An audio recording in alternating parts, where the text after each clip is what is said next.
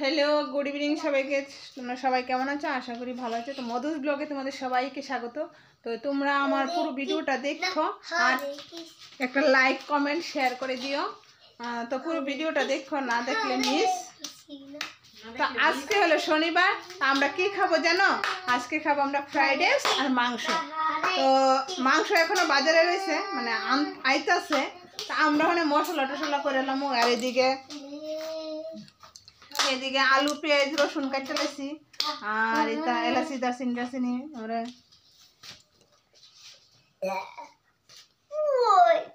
সব রেডি। মশলাটা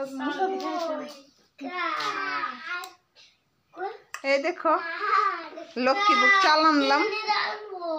তো আমরা 3 জন মানুষ, কাচ্চা বাচ্চা 500 চাল লইছি।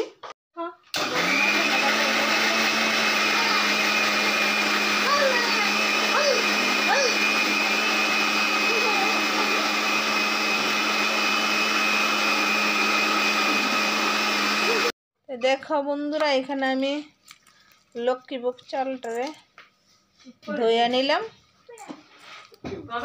ধুয়ে এখন একটু জলটা সাইডকা নিব, তারপরে রান্না করব। বন্ধুরা দেখো, মাংস নিয়ে বাজারতে আসলে এতক্ষণে অনেক সময় লেগেছে আসতে। তো মাংসটা ধুয়ে পরিষ্কার করে নিলাম। আর এদিকে সব মশলাপাতি আছে, আর এদিকে কড়াইয়া বসাই দিচ্ছে রান্নার জন্য। তো এদিকে দেখো, ফ্রাইড রাইসের যে ঘি, তারপরে কিশমিশ কাজু বাদাম, তারপরে আদা কুচি এলাচি দারচিনি সব কিছু রেডি। এইলো জিরার গুঁড়া,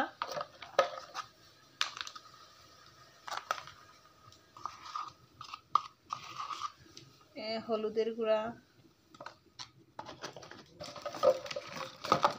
একটু শুকনো লঙ্কার গুঁড়া দেবো, সার বাদ দেব। আর ওইদিকে এলো মিক্সচার করা আছে, কাঁচা লঙ্কা আদা রসুন পেঁয়াজ।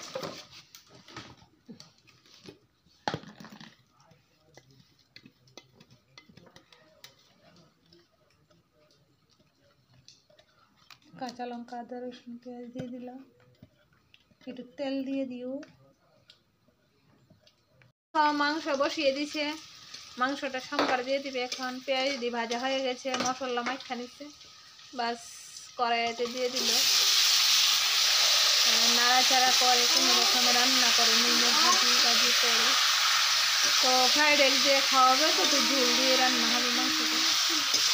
থেকে কি কি আনলো? হলুদের বিস্কিট, ডাল, তেল, বাঁধাকপি, আলু।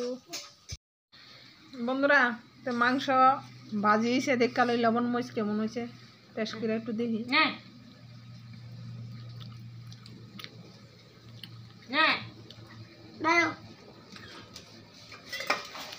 গরম ভালো হয়েছে, ভালো হয়েছে, সব কিছু ঠিক আছে।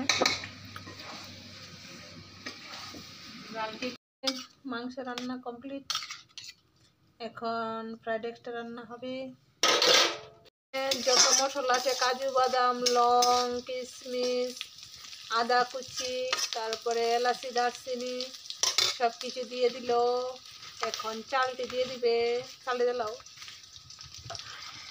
চালটি দিয়ে একটু ভেজে নেবে। ঘিয়ের মধ্যে দিছে, মানে সাদা তেল না, পুরোটাই ঘি, সাদা তেল ব্যবহার করা হবে না এখানে। তো আমরা ফ্রাইড রাইস খাইলে, বিরিয়ানি খাইলে সাদা তেলটা ব্যবহার করি না, ঘি দিয়েই খাই।